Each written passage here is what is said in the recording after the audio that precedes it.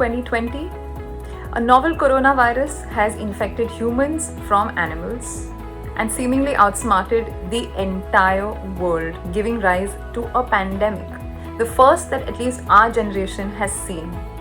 Governments all over have imposed a policy of lockdown, which meant that freedom of movement was curtailed. We couldn't hang out with our friends at restaurants or go to the gym. Work from home seems to have become the new normal. 3 months into this, and every single person seems to be asking the same question: when will this damn thing end? And the scientifically correct answer to that is when we find a cure in the form of a vaccine. Now, one of the first videos we did for the safety net was on vaccines: what they are, how they act, how they build up your immunity, and how they help you overcome disease. If you want to take a look at that before we go ahead to this video, please do click on the link below.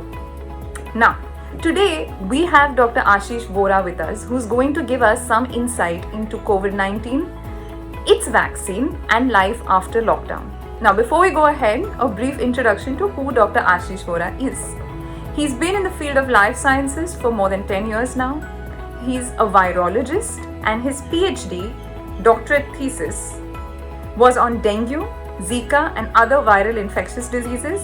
It focused on the transmission of pathogens from animals to humans through insects and screening for molecular candidates for transmission blocking vaccines. He's your expert. Do listen into what he has to say, guys. Here we go. So we have with us Dr. Ashish Vora, who is a life sciences expert. Why don't you introduce yourself? I read out your bio, but why don't you just give us a brief, simplified version of what you do? Thanks for inviting me. I've been in the field of life sciences for about more than 10 years now. Yeah. My PhD was in host pathogen interactions. So simply put, I used to study what happens at the bite site of when insects bite humans and transmit pathogens like dengue. So I studied dengue and how mosquitoes, when they bite you, can transmit dengue, and what you can do uh, to develop transmission blocking vaccines, or what kind of molecules are responsible. So you're like one And of now, the men of the moment right now. go ahead. Everybody's searching for vaccines, and everybody's talking about viruses. So I think you're the best person to help us understand what exactly is happening and how we can overcome it. So you're a I will try my virologist, so best. to speak. Simplified. Yes. So yeah, that's Yeah. one of the things that I did study. Yes. So I studied viruses a long time ago in a subject called microbiology. So why don't you just run me through what exactly is a virus? So a virus is like a small nano-sized machine, okay, and it can contain either DNA or RNA as its genetic material, and it's packaged in proteins or lipids. Lipids are like fatty molecules, and we don't know whether or scientists have not agreed upon whether they should be classified as living or not living. Right. Okay, because they contain all the things to replicate themselves or multiply, but they can't do it by themselves. They require a host, Right. and a host in this case would be some kind of a living animal or other bacteria or plants. So they can get inside of you, and then they will hijack your cells and use the cellular machinery. Whatever the cells use to live or survive, they will use that machinery to start making copies of themselves. Right. Right. And when they do that, once one virus will enter the cell, one virus will probably contain or enough information to make thousands and thousands of copies inside that one cell. And then once it's done what it's what it has had to do for in that one cell, they will escape that cell and then go and infect other cells that are uninfected. Right. And that's how the viruses multiply inside of your body. And then eventually that happens at the macro level as well, where if you are an infected individual, you're going to pass on that viral infection to your your partner or your parents or whoever, through different modes of transmission. And not all viruses behave or to get transmitted in the same way. So I used to study vector-borne pathogens, which means Right. that they require an insect to get transmitted from one person to the other. But like for If we COVID talk, yeah, 19 virus, specifically for COVID, yeah, yeah, so COVID 19 is caused by a virus called SARS-CoV-2. That's the yeah, scientific terminology. yeah, yeah, It's a type of a coronavirus yeah, that is transmitted through the air. right. Okay, so if you sneeze, like Mm-hmm. the mucus droplets that you throw out in the air, they contain viral particles, and if someone else, somehow ingests Inherited, it yeah, or yeah, breathes it yeah, or gets yeah. it inside their bloodstream somehow, Mm-hmm. you know, or through their eyes or other mucous membranes, Mm-hmm. then they can get infected. Right. So That's why it's more dangerous. yes. Now, for all our listeners, I want to ask you, and this is, I think, going to be the most important key in understanding how the vaccine is going to work or how the testing works. Is how does this viral infection work? How does it actually produce an infection in your body, and what does it do to your immune system? So an infection is something when an organism which is foreign to you Mm-hmm. gets inside of your body or inside your bloodstream. Okay, Right. that is enough for it to be termed as an infection. Right. So, but that's not really very important because you've got a lot of pathogens or bacteria or viruses living inside of you Mm-hmm. normally. Okay, and Mm-hmm. they don't cause any Mm-hmm. problems. True. Whenever they're inside of you, like you have good bacteria inside your stomach Right. or in your mouth. You know Right. that's not a problem. It's a problem when it creates a toxic environment or it Mm-hmm. creates an immune response that is so strong that Mm-hmm. your body itself cannot handle it. Yeah. So, which is what is happening in the case of SARS-CoV-2 or COVID-19, Right. Right. is that the virus is inside of you. The virus itself is not really doing much other than just Right. making sure that it's making more copies of itself. Right. It's just doing what it's designed to do. Right. It doesn't have any malicious intent or anything Basically, like that. yeah, basically it becomes Dolly Bindra in Big Boss's house. So it's just going to destroy your I system I completely. I did not get that reference, but No, it's I'll take fine. credit for it. Go on. Toxic environment, that's all. So, oh, I see. Yeah, yeah. Uh-huh. So Yeah. it's by itself, it's not producing anything Yeah. which is toxic, right? But what Right. is happening is that it's being treated as a foreign object, Mm-hmm. and whenever your body's surveillance system or your immune system Mm-hmm. detects something that is foreign, okay, it Hmm. will start an immune response Right. in order to get rid of it because the body Right. doesn't know at that stage. Is it okay for it to be here? Is it not okay for it to be here? Anything that is foreign is I'm going to get rid of it. Mm-hmm. And there are multiple ways that the body can do it. Mm-hmm. And the very first quick response is called an innate immune response. That Mm-hmm. your body just like it's like a quick reaction. Hmm. It's Hmm. triggered as soon as Mm-hmm. maybe you get a small cut or a paper cut or whatever it is. Hmm. Your innate immune response is what's kicking in. Mm-hmm. And that's you get a swelling and you get redness Yeah. and all that. Yeah. That's the Yeah. your Yeah. innate immune response or Right. inflammation or whatever. But what kicks in later on, it's a smart response. Mm-hmm. That's where your body's cells, there are specialized cells which are responsible for creating antibodies, right? Right. Right. The first line of cells that come in contact with the pathogen, they're going to Mm-hmm. break the pathogen into small pieces, Mm-hmm. and they're going to use those small pieces to generate antibody, okay, which is Mm-hmm. specific for that particular pathogen. Right. And this response takes about 3 to 5 days to kick in, Right. Right. right? Right. So well into the infection. Right. And what's happening with coronavirus COVID-19 is that some people, their immune system is educated enough, and that is the correct term to use, that your Mm-hmm. immune response is Mm-hmm. educated enough to handle uh, coronavirus type viruses. Mm-hmm. And your body eventually produces antibodies which are competent against that Mm-hmm. virus, and then Mm-hmm. you get better because the body has Right. gotten rid of the virus So in they're some going to cases. get away with lesser symptoms that way. Yes. Yeah. Yeah, or they may even have higher symptoms, but they get over them eventually. Okay, Eventually. because the Right. body has produced a Right. competent Right. immune response. Okay. But some cases, what happens is the body doesn't recognize the virus itself. Okay, the body is like, okay, someone has hit me on the head. Someone does this, and then you look the other way. Yeah. Yeah. That's what happens, Yeah. and the body Yeah. doesn't even recognize the virus is inside of you. And Mm-hmm. since the virus is not producing anything toxic, Hmm. okay, your body is fine with it. Eventually, it's either going to stay or it's going to go away. It doesn't matter to you Hmm. anyway. Mm-hmm. Okay, it's not causing anything unhealthy in your body, Right. which is what we are seeing with asymptomatic cases, Right. right? You Right. may have the virus inside your body, but you don't Mm-hmm. get any adverse, symptoms or effects Okay. of it. Okay. The third case is when you do get adverse symptoms, but your body is not able to cope with understanding the virus completely. Okay, so the body knows that okay, something is inside me, Hmm. and it knows that it needs to respond, Hmm. but it doesn't know how. Hmm. Okay, it's not educated enough to handle that Hmm. problem. So Hmm. what it does is that it creates more and more antibodies. Hmm. It ramps up your response so high, Hmm. right? You produce so many antibodies against this virus, but these antibodies are not specific to that virus. Okay, Mm-hmm. so it's Mm-hmm. like trying to do surgery with a hammer. It's not going to work. Hmm. Hmm. Hmm. It's just going to end up hurting the person. Right. Right. You're not going to get rid of it, whatever Right. the problem is. So it creates an antibody against the virus, which is not entirely functional or non-functional at all, Okay. right? So these antibodies, they've got to go somewhere, and Hmm. they get deposited inside your bloodstream. They get deposited Mm-hmm. inside your organ systems, and that's Mm-hmm. when you get internal hemorrhaging because of your own antibodies, or Right. multiple organ failure, Right. respiratory issues, So this is a and hyperimmune that's response. Can we call it that? yes, you can call Yeah. that a Yeah. hyperimmune response.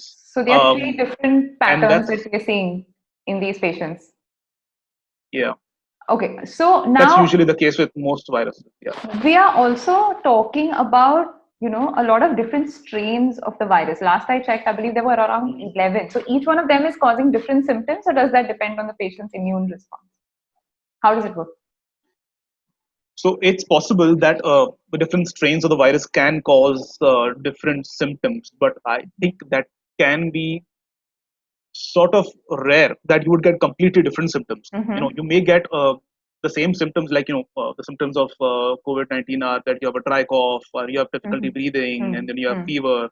Right. So some strains are inherently weak in trying to get that symptom out of you, and some Mm-hmm. strains are strong in the way that you Mm-hmm. may get a heightened symptom of the same type, Right. right? You may get all these Right. three, but Right. at a higher level.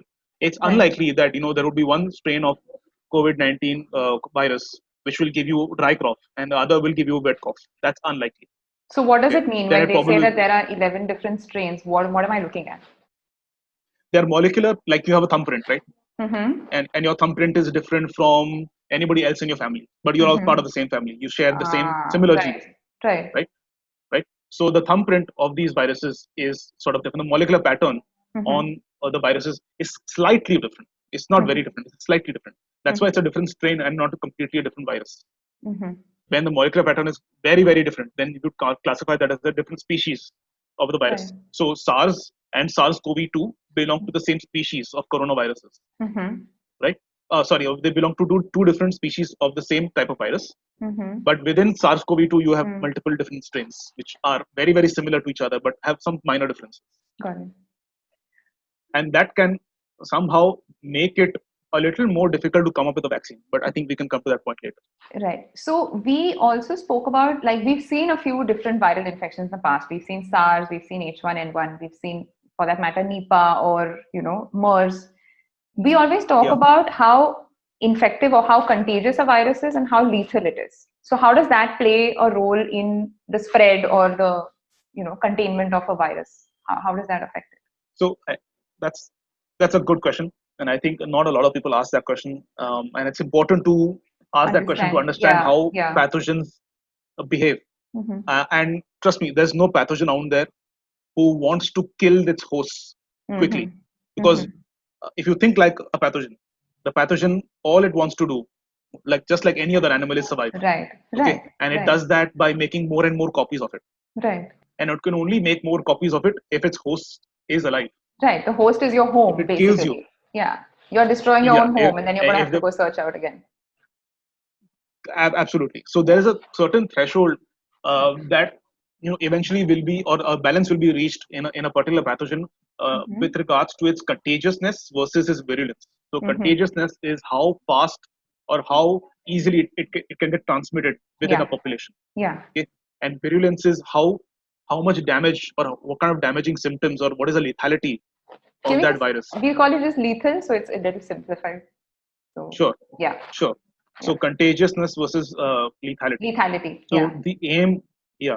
So the aim of a particular virus is to make as many copies of itself, and eventually there will be a balance within that species of a pathogen between lethality and contagiousness, right? And whenever there is a new pathogen, you will eventually, you will see that initially it has severe symptoms, but then Yeah. over a period of time, when it's been around for a long time in a particular host, then its lethality sort of tapers off because it's killed off the strain of virus that's causing lethality. Okay, Yeah. sort of gets isolated. The person Yeah. who's sick Yeah. with that Yeah. severe strain of virus, they will either isolate themselves because they're sick, they don't want to go out, they don't want to speak to anybody, or the society will decide, like we have now, that you Yeah. must be put in quarantine so that you Yeah. don't transmit this Yeah. virus Yeah. to other people. Yeah. So what does get transmitted is strains The of a not lower so lethality. lethal, yeah, Okay? not so lethal, but more And contagious version. correct, because you first of all you may be asymptomatic, right? Right. Because it's less lethal. It's not going to kill you, and you don't Right. even know it's there. So you go Yeah. out, you meet your friends, Yeah. And you keep transmitting the pathogen. Mm-hmm. So eventually, that sort of strain is going to take over. And I know you may have heard some other places that the coronavirus COVID-19 will settle into an influenza type cycle. Mm-hmm. There is a Yeah, seasonal yeah. There's a cycle lot that of will come, talk about that. Yeah, yeah. which is a similar story. You hear about the Spanish flu. Everyone must have heard of Spanish flu by now, By now, I which is think one of the everybody most else. Yeah. right. Yeah. So, which was one of a very lethal pandemic that the world Yes. faced Yes. during Yes. 1918. Yes. So you don't hear about it anymore. It doesn't mean that it's not there. It's Mm-hmm. probably there somewhere. And we just don't talk about it because it doesn't cause any deaths. Right. So, as far as the timeline goes now, we're seeing a lot of people get better, but there were also a lot of reports coming from Hong Kong, I think, and South Korea that spoke about reinfection or a second wave. Yeah. So, could you clarify something about that? So the second wave is not the same as reinfection. Okay. We'll talk about second wave later. Let's Okay. talk about reinfection first. Okay. So once you get a pathogen inside your body eventually, if you survive, has an immune response to it. Right? You've created antibodies against that pathogen and you've survived. And in most cases, you're going to have long-term immunity, which means that if you see the pathogen within, say, another 10 years or 20 years, your body will remember that, oh, I've seen this before, so I know what to do this time. So instead of taking 3 to 5 days to generate an immune response, I'm going to have an immune response within a day or two, Right. or if not quicker, Right.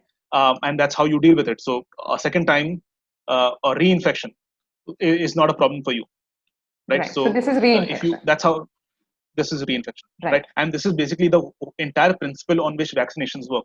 Right. You educate your immune system with a very weak pathogen, right, right, and then you fool your body into thinking that, oh yeah, I'm infected, right, and your body produces right, a memory for that Right. pathogen. So when you actually do get it in, out in whenever you are, your body is like, I know what to do.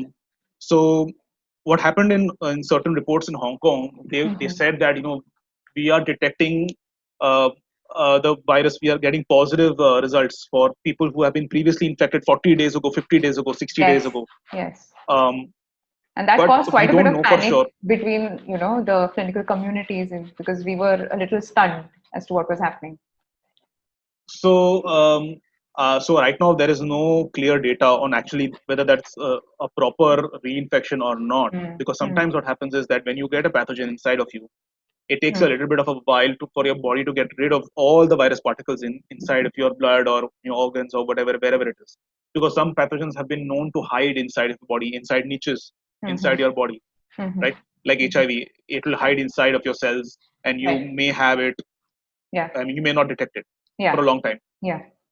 So there may be some viral particles that just like are remaining, even though you don't really have an active infection anymore.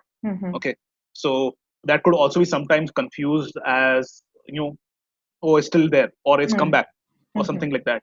But I don't think there is clear data out there whether your body does not develop long-term immunity, and that happens sometimes with certain viruses like flu.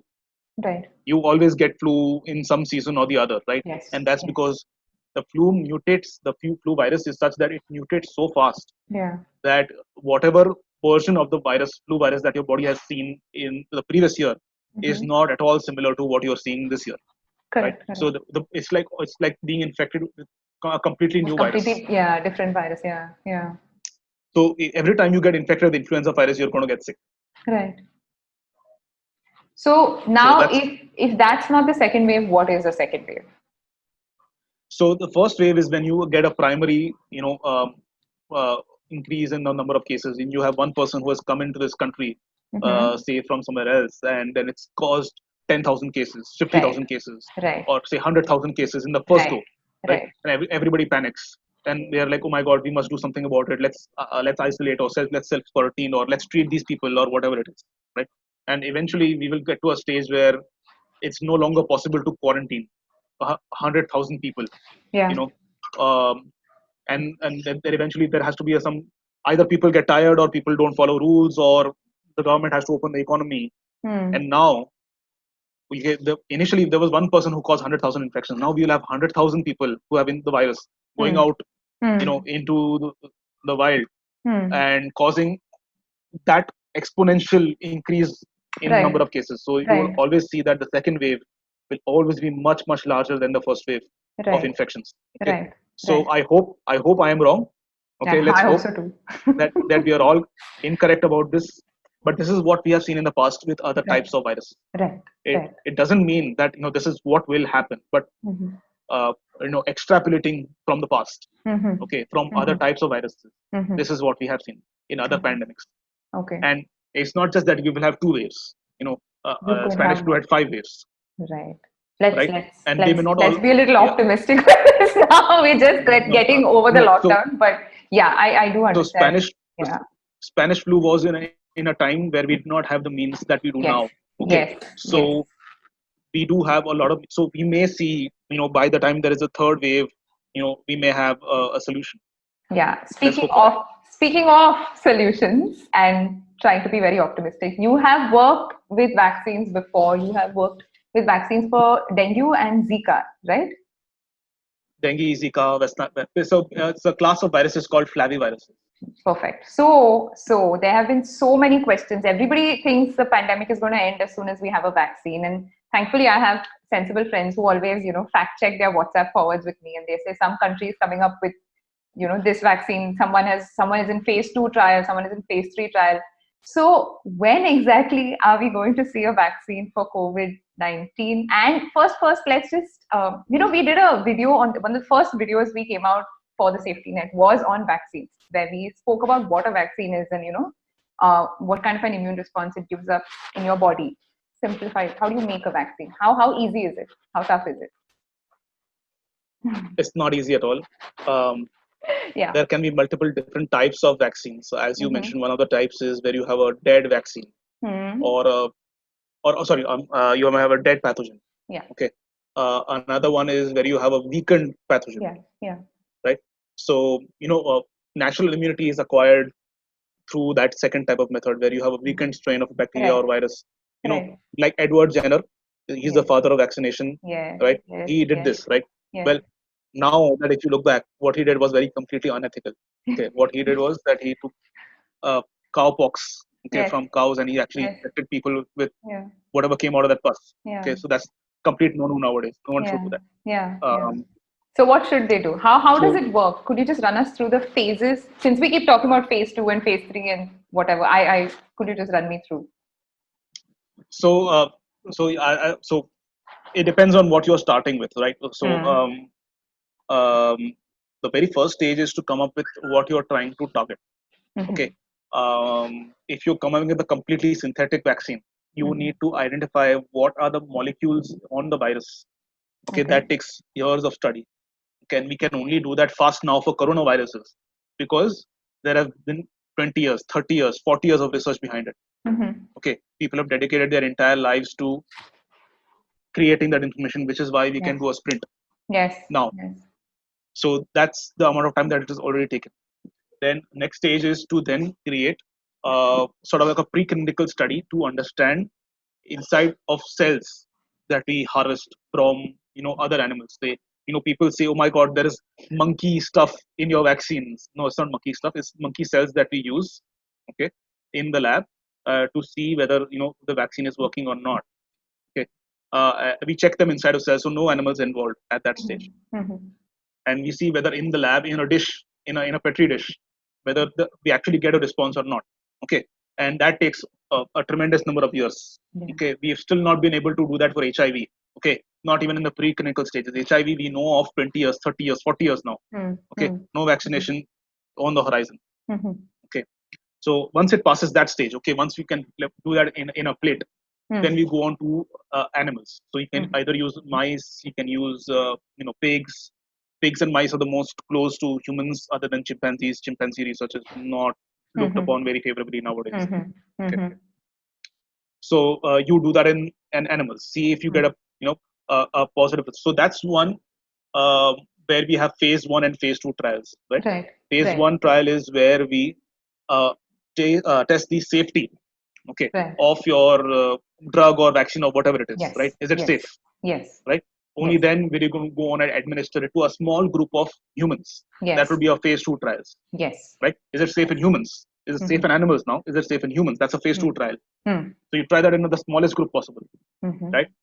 If it is safe there, then you go on to a phase 3 trial where you actually check whether the vaccine works. Okay, it worked in animals, it worked in a plate. Does it work in humans? Now that we've established that it's safe to use. Okay, so you try that in a fairly size population, say 3,000 or less. Okay, that's a phase 3 trial. Right. Okay, so if it works there, okay, we know it works now. Right. Okay, let's actually go take it out and test it in the actual world environment, because so far we've tested in a lab environment. Yeah. Right. And in a lab environment, the conditions are always favorable because they're always controlled. Yes. Right? Yes. When you go on into the actual real world scenario, you take it to a small country where people don't really have access to a lot of resources. So basically, you give them the vaccine for free in that way, but in return they have to help us in giving data. So so this happened with dengue vaccine in Philippines. So you try that in a population, say in a country, and then you see, okay, whether it is actually working in the real world scenario or not. That would be a phase 4 trial. So when you say you're trying it, what kind of side effects are you looking at now? So there can be a number of side effects. Right. Okay. One of the most dangerous ones is something called antibody dependent enhancement of the disease. Okay. That happens in dengue. Right. That happens in dengue. We have not seen that in coronavirus yet, but it's possible. Okay, that is one of the biggest hurdles that we will face while we come up with a vaccine, if it is complicated. Okay. So what happens is that there are multiple strains, as you said, of a same virus. Right. Right, and not in every case immunity against one type will confer immunity against the other 3 or 4 or 5 or 11. Right, because they're all a little bit different. Right. So if you get immunity against one virus, doesn't mean that you're immune against the other 10. And you will get the same kind of response, the hyper immunity that we were talking about earlier. Right? If you're immune against one virus, your body thinks, "Arey, ye to maine dekha hua hai," right? And it starts producing antibodies against the type that you have actually seen before, but not this time. So since it's working for the first one, but not the second one, okay, your body will start producing more and more because it's not really working, and that's where you get a hyperimmune response, and that's what's going to kill you, even though you have antibodies against one of the types. That's called antibody dependent enhancement of the disease. Okay. So that's one of the complications that we may face. Okay, we don't know yet. We're not at the stage yet. All right. At all. Okay. So making vaccinations is tough. Right. Okay. It takes years and years. Takes decades.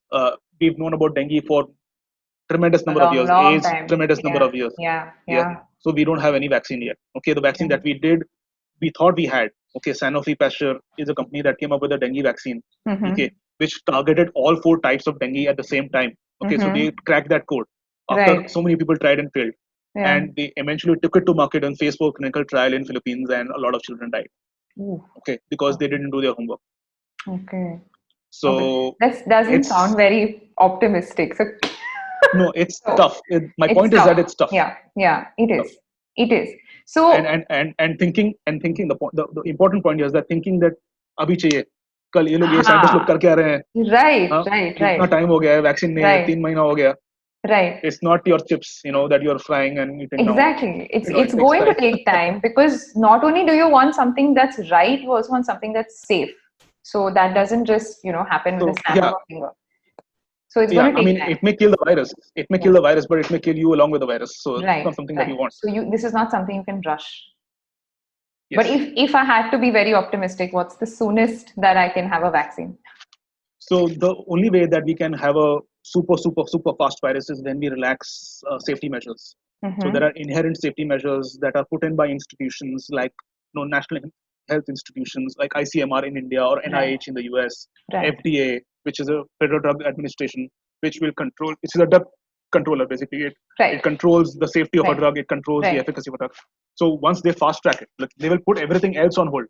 इतने सालों का backlog जो उनका हो रहेगा कि नहीं वो अभी तुम you wait for something, you wait for some time. Yeah, this is more important. So they will keep a hold on that. So they control the fast traffic. Track all, right.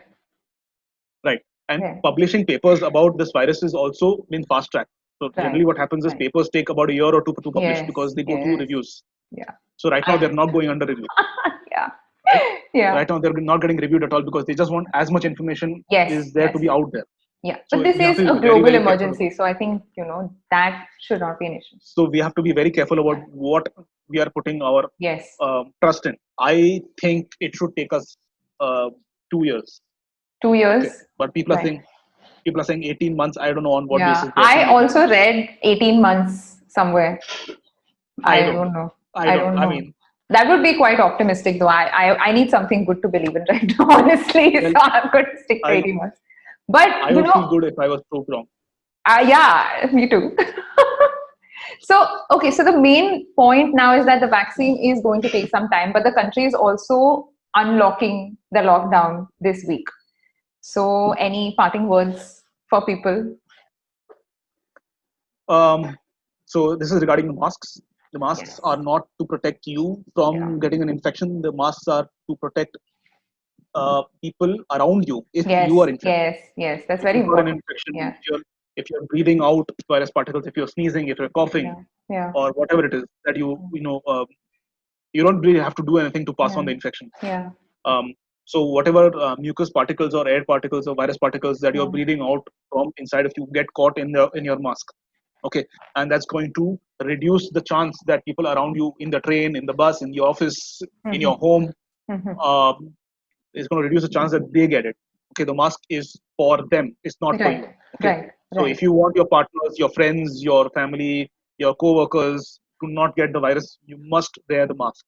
Okay? And at the same time, you must not get a sense of false security. That मैंने mask पहना है, मैं किधर भी जा सकता हूँ, मैं कुछ भी कर सकता हूँ, किसी को भी मैं I can touch anybody I want and touch my face. Which I already saw happening today. I mean, it's already begun, and it's quite worrying, honestly, to see that as a clinician. Don't touch the train ka handle. Don't touch the taxi ka handle. Don't touch anything that you don't know is not clean. And then touch your face or lick your hands. Wash your hands very, very regularly. Okay, when you know that you've touched other things, do not touch your eyes as well, because your eyes are also connected to your bloodstream.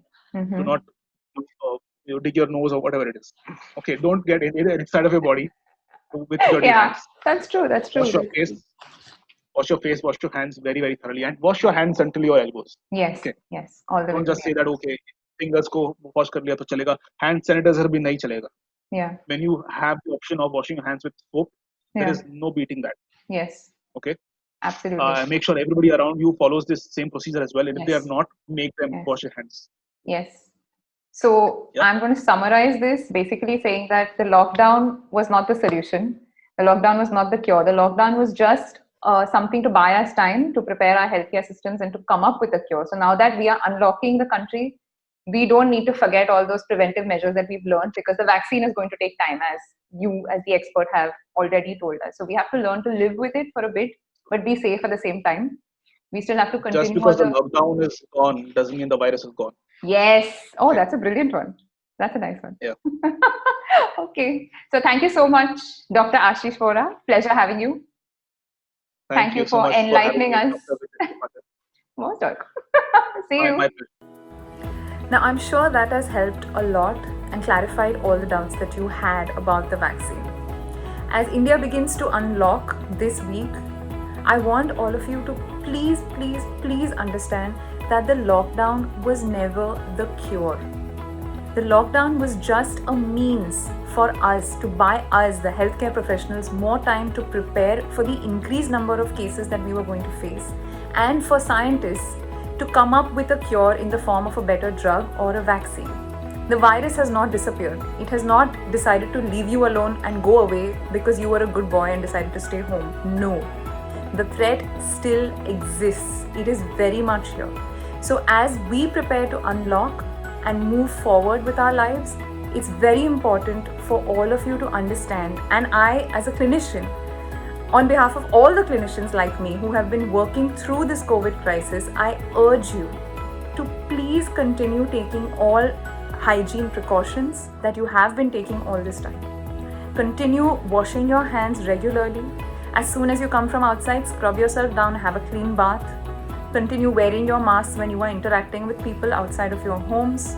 Social distance as much as possible. Continue these measures until we have a defined cure.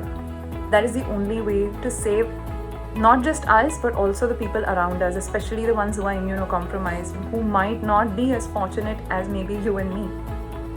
COVID-19 is not just a test of our immunity, but it is also a test of us as a society and as a community, as a nation. We need to not just take care of ourselves, but also look out for each other.